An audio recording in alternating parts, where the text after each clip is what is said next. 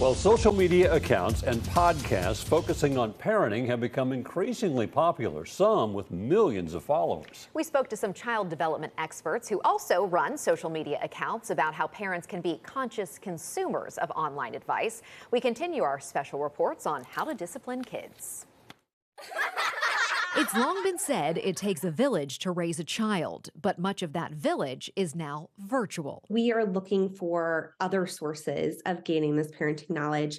And especially with the pandemic, when we were more socially isolated, I think parents in particular started turning more and more to the internet. Dr. Kara Goodwin, a mom of soon to be 4, wanted to share her professional knowledge and connect with other parents at a time when many of us were feeling disconnected. In 2020, she started an Instagram account called Parenting Translator. My goal with Parenting Translator is really to take all the research that's out there and translate it, meaning putting it into language that parents can understand, and to help parents understand, how does this translate to my everyday life? How can I use this to maybe make parenting a little bit easier? Goodwin has a PhD in child psychology, along with 3 other degrees in related fields, including a master's from Vanderbilt. Goodwin translates published research into layman's terms and shares it on Instagram, her website, and podcast. The CDC reported last month that the rate of autism in the United States is now 1 in 36 children. She advises parents to look at credentials, not popularity, when seeking out advice from online parenting accounts. The scary thing about social media is it's kind of the wild, wild west. Like, there aren't a lot of rules. You can create an account, call yourself a parenting expert, and a lot of times it's based on how many followers you have versus like your actual credentials. We live in a quick fix society. We think that there's something really, like, if I just take this parenting advice, like, it's going to solve our problems.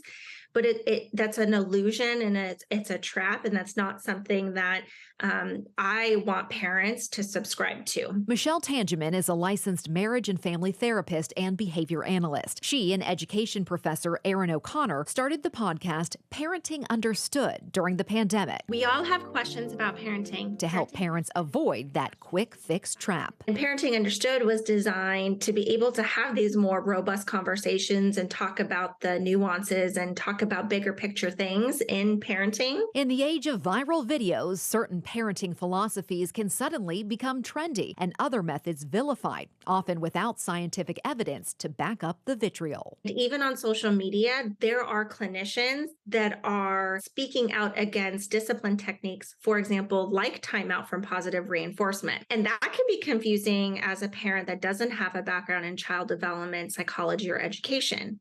But the reality is that the evidence that supports timeout from positive reinforcement is substantial, and we know it to be effective when done appropriately.